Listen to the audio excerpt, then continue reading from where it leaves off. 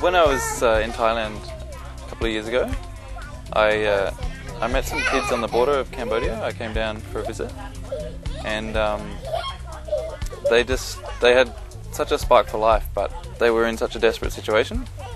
Like they were begging, you know, or working. They were just on the border and seemed to sort of have no hope for doing much. So I just decided I had to do something.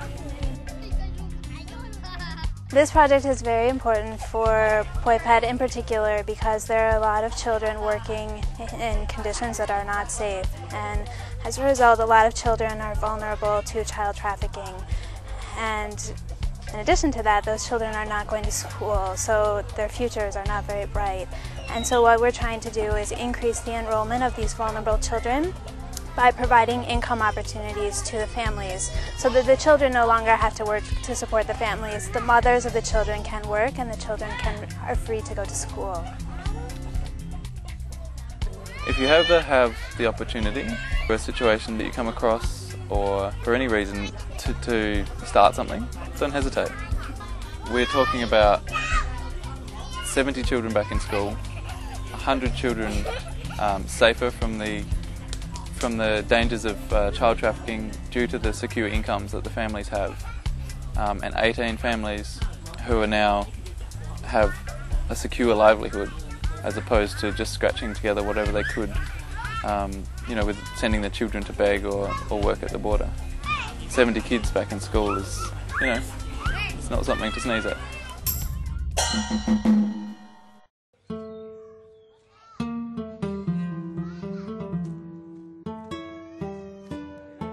The Organization for Youth Empowerment, our mission is to empower disadvantaged youth through education. Our main program is to provide scholarships for young women and men who have left the orphanages, who can't continue their education because of economic reasons.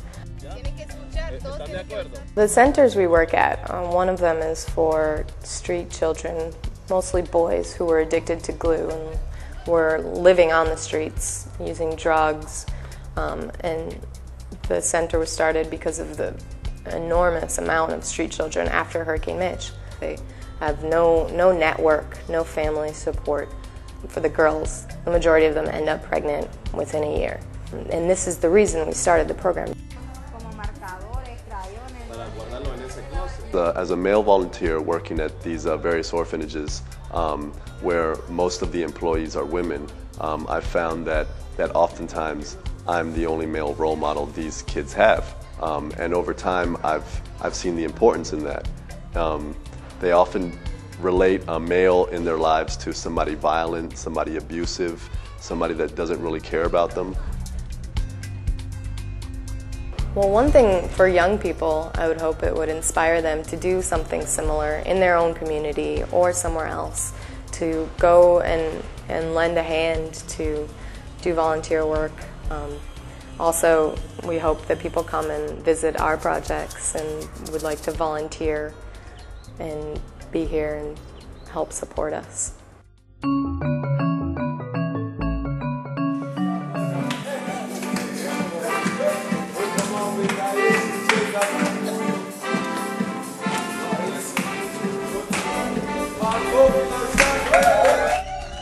Emmanuel Boys Center is a home for children who have been affected by drugs and family disunity. Here we provide holistic, sympathetic care to these children. And our mission is the creation of responsible individuals from children who have been affected by drugs. When the boys here, there's a center where they can be accepted, they can get food and shelter. There are people who are willing to provide education for them. They feel that there's a hope for that. And now the boys who have been rehabilitated from Emmanuel Center pass this message to the other boys. There are approximately 250,000 street kids in Kenya, and 60,000 of them live in Nairobi.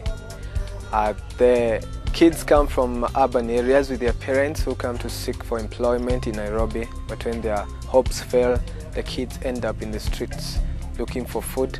That's how they end up into drugs.